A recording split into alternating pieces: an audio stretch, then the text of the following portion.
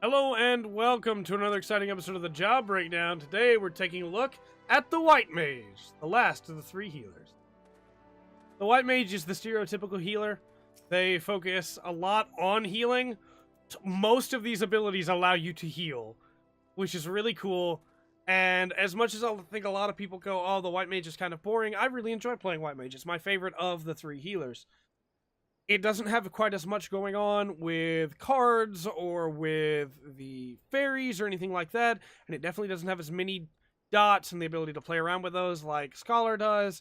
It doesn't have the ability to put up shields like Astrologian or Scholar does, but what White Mage is really good at is putting out the healing.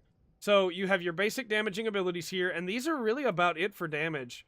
A size lets you hurt things too, which is nice. But for the most part, you're just healing. You have your arrow. You have arrow 3 as well, which is an AoE arrow. You have your stone.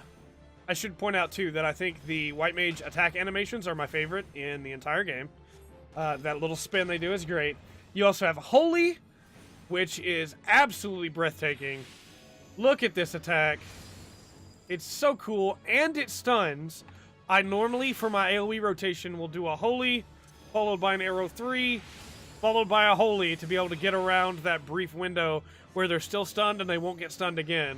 Although they will eventually build up a stun resistance, so you have to be aware of that. You have a Size, which allows you to do AoE damage as well, while healing and restoring your MP, and you get it every 45 seconds. So you should be using a Size anytime you can. You have, and you can see the range that it hit with there. You have your basic cure. Does exactly what you think.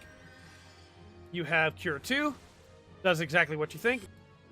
You can get a lily from your healing. Doesn't work on yourself or on chocobos, unfortunately, so we can't show that off here really well. But the number of lilies that you get affect your abilities like tetragrammaton and things like that.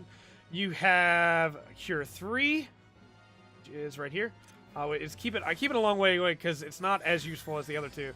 But it's a AoE heal for nearby targets of the one you heal. So it's very useful for that. But in a lot of situations, I am using Medica, or I'm already close up because I was going to hit in a Size or a Holy anyway. So I will just use those instead. You have your Medica 2, which grants regen. Medica is your basic AoE heal. Medica 2 is your AoE heal with a regen effect. Then you have regen itself, which allows you to give a regen effect. These two can also be done at the same time, just like the Astrologian's diurnal healing with regens. You have Tetragrammaton, a 700 potency heal, which you can throw out, that again grows stronger with lilies. You have Benediction, which is a full heal for the target, no matter what their HP is. It is just a full heal, and you get that every 3 minutes, which is really good. You have Divine Benison, which puts a barrier around your target, or yourself if you choose to use it on yourself. It puts a barrier around your target that takes 15% of the maximum HP of the target. So it's very good to put on like a tank, or another healer, or even a DPS, just to give them some extra healing to be able to get away from. You also have Asylum, which is very cool. Restores HP for anybody who comes in. Very, very cool. You have Esuna as a crossroll. Definitely always recommend Esuna. You have Plenary Indulgence, which again, I can't really show off because you don't have another party member to confession, and your chocobos don't count, unfortunately. But you are able to, depending on your confession stacks, you are then able to, which is your lilies, you are then able to do much bigger heals when, from anywhere from 150 to 450, to you and the target. So it's very useful in raid, in progression, and almost every situation, really. From there, you have your cross rolls. You have things like Largesse. You have Rescue, Lucid Dreaming, Eye for an Eye, Cleric Stance, Raise, Protect.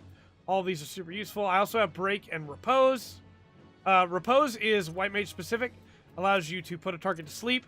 It's not going to be super helpful all the time, but there are times where it can come in handy, especially in like Eureka or in Palace of the Dead, or Heaven on High. You'll find interesting times to be able to use it. And then, of course, Surecast as well. Presence of Mind is kind of like Lightspeed. It gives you recast time increases so that you're able to, or decreases, I suppose, so that you're able to cast faster. You have Fluid Water, Fluid Aura, which gives you a knockback. Of course, doesn't affect a dummy because it can't move.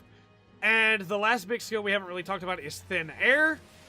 For the next brief period of time, roughly, 12 seconds, you get no MP cost for any of your abilities.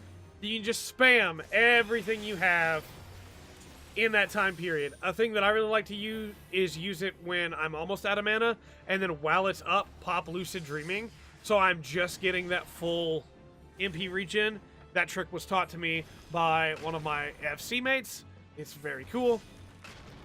But when you pair that in with your MP-free abilities to heal, White Mage is putting out a lot of healing for a low MP cost. And it's very rare, unless I'm just spamming Holy, for me to run out of MP while playing White Mage because of those abilities. Because of a size constantly letting me get my MP back. Because of Thin Air allowing me to cast things for free. And using the Crossroad Lucid Dreaming to be able to get it back as well. But you can see how much MP you get back from just one size, as well as the healing, as well as the damage. Again, it doesn't have all the tricks that Astrologian and Scholar have, but I think White Mage is in a really good place right now damage-wise. I think healing-wise, it's amazing. I would like to see at least one more damaging spell on White Mage, maybe like an Arrow 4 that has a cool Cyclone effect or something, but either way, I really like White Mage as it is right now, and if you have not tried out White Mage for Fear of Healing, you absolutely should. With all that said, though, I have been Trey. This has been the Full Spectrum. And remember to always enjoy the full spectrum that White Mage has to offer.